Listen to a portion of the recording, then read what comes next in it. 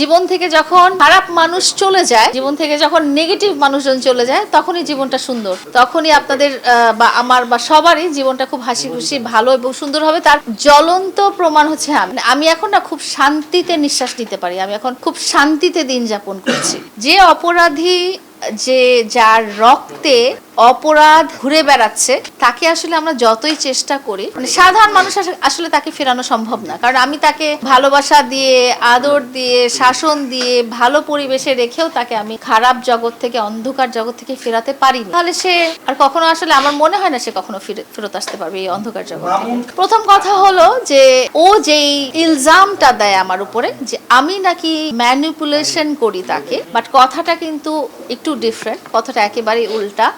সে এবং তার পরিবার মানুষকে টার্গেট করে প্রতারণার ফাঁদে ফেলে এমন একটা সিচুয়েশনে নিয়ে যায়, ভালোবাসার অভিনয় করে এমন একটা সিচুয়েশনে নিয়ে যায়, এবং তার প্রতারণার টার্গেট গুলো হয় এই ধরনের মানুষরা যারা খুবই নিঃসঙ্গ, যাদের আসলে খুব বড় কোনো ফ্যামিলি সাপোর্ট নেই, বা যাদের কিছু একটা পাস্ট আছে। তারা তার ভালোবাসায় বা তার মায়ের, তার পরিবারের অভিনয় দেখে প্রথম কনভিন্সড হয়ে যায়। তো আমিও সেরকম একটা প্রতারণার ফাঁদে পড়েছিলাম। তারপরে আউট অফ দিস বক্স আমি বলতে চাই যে আছে না যে কিছু অলৌকিক ব্যাপার, মানুষ যে তাবিজ করে, কালো জাদু করে, ওটাও আমি ধারণা পেয়েছি যে তারা এটাও করে। কারণ প্রিন্স মামুনের সাথে আমার সম্পর্ক একদিনে হয়নি, পাক্কা 2 বছর সে এবং তার মা আমার সাথে রিলেশন করার জন্য, আমার সাথে দেখা হওয়ার জন্য, আমার সাথে ক্লোজ হওয়ার জন্য, আমার বাসায় চলে আসার জন্য 2টা বছর তারা আমার পিছে ঘুরেছে, এবং এমন সব অ্যাক্টিভিটিস করেছিল যার জন্য আসলে একটা নারী কি থাকে, ভালোবাসার কাঙ্গাল থাকে।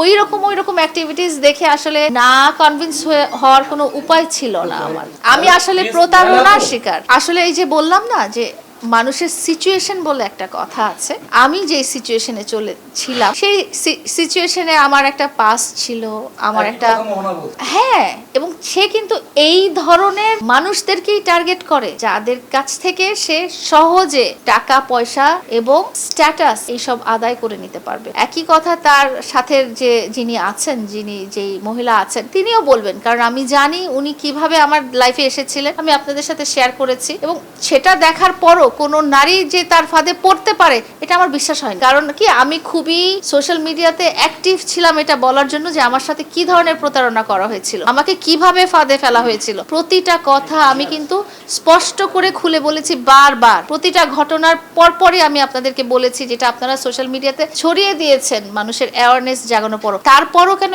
এই নারী এই প্রতারণার ফাঁদে কেন পা দিল আপনি বলেন?